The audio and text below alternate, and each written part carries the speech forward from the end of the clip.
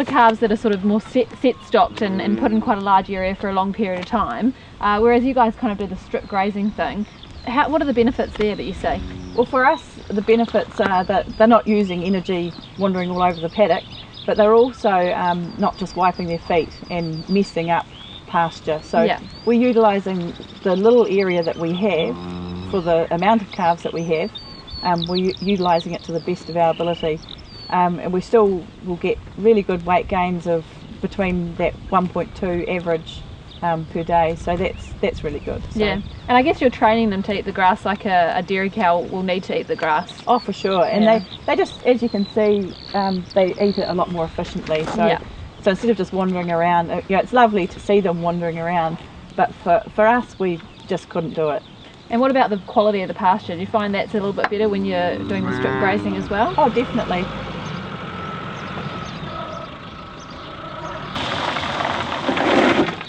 That's quite a good way of getting your calf feed out to your calves, Karen. These look a little bit bigger than normal calf pellets though.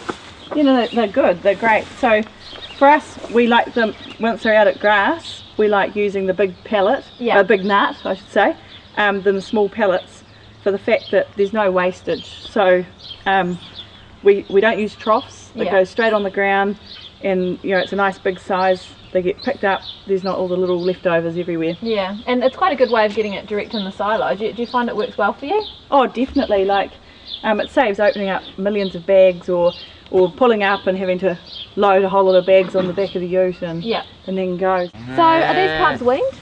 Yep, these are all weaned. So they're sort of standing up against the break waiting for their fresh break of grass? They are. It's a few hours late, so which we normally stick to quite a strict time regime with feeding so that they don't have to wait, but as you can see, they haven't grazed down too low, so they're satisfied. They just know that I've bought some pellets for them. And the quality of this grass looks really good as well. I mean, it's really good quality. There's a lot of clover in there.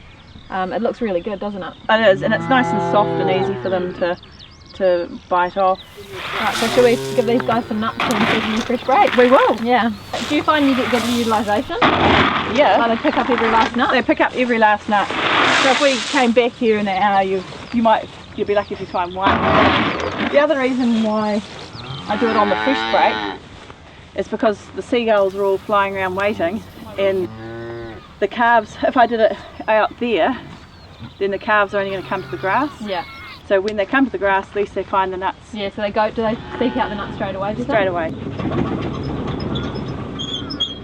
And does it take much training getting them sort of into that mode of getting their fresh break and then getting the nuts, or do they cotton on pretty fast? They cotton on straight away. Yeah. So in our more nursery paddocks, and we've got the troughs, we start, just before they come over here, we start keeping them in the troughs but putting them along the ground as well.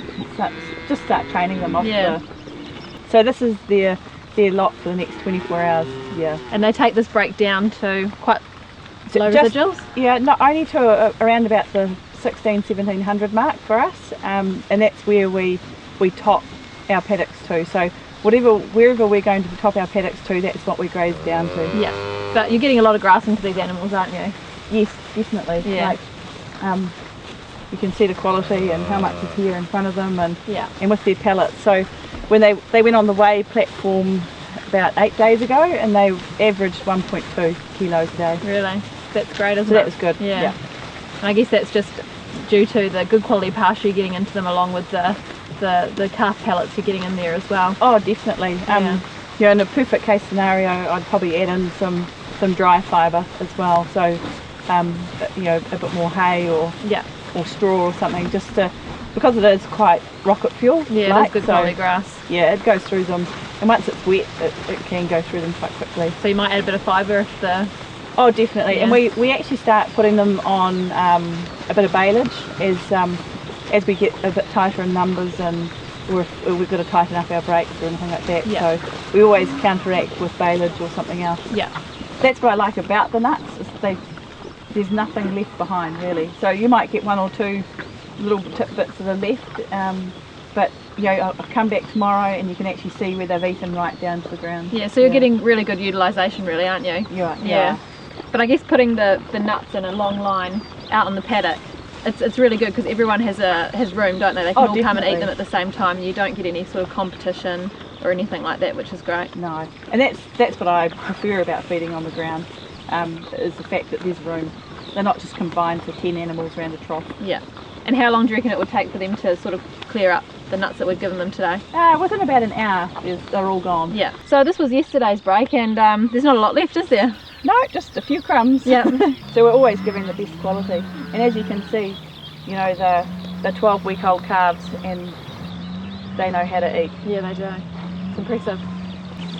So Karen, obviously you've got really good quality grass, and what you're putting into the calves in terms of the calf nut, it really has to complement what's in the grass, doesn't it? Yes. So something like a really high quality calf feed, such as the calf nut that you get through Farmers Nutrition, what are you looking for in a good quality feed for those calves in terms of the hard feed?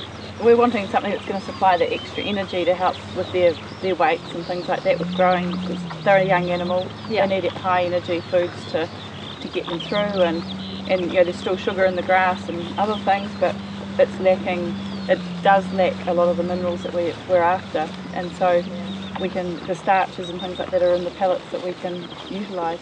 Yeah, and I guess, I mean, you have got the good quality grass, which is awesome, but, you know, a growing animal does require a high level of protein, a high level of energy in the diet, and all of those smaller vitamins and micro and macro minerals. And I guess feeding a really good quality calf feed that's got all those right bits and pieces in it, it does help with the growth rates, doesn't it? Which you'll see with the scales and weighing them. Definitely. And it's false economy to, you know, cut things like the pellets out. Yeah. You know, it ends up costing you in that animal later on in life. So you're not looking at the now, you're looking at 2 and 3 years down the track and then onward from there. The better job we can do now, even if it's spending an extra $30 on an animal, with good quality pellets or with all the minerals and things like that, then do it. Yeah. It would be crazy not to. We find that we're covering all their needs and we're having little to no problems at weaning time. And I guess comparing something like a fully formulated calf feed to rolled barley, although it's got the starch in there, which is good for rumen development, I mean, it's lacking protein and lacking some of those really important vitamins and minerals for really optimum growth. So rolled barley, it's a bit of a false economy really, isn't it? Oh, definitely, yeah. I mean, you've got all your minerals right there, and add in a few extra minerals with drenching and things, but you know, it's all there. Yeah. Why wouldn't you? Yeah, exactly. And you never know what the pasture's doing, so it's really important that you do go for something that's got the protein in there, because at the end of the day you're growing animals, you want their muscles to develop, their growing frame, and if you haven't got the protein in the diet, it really can stop them from growing frame, and you can get problems with growth rate.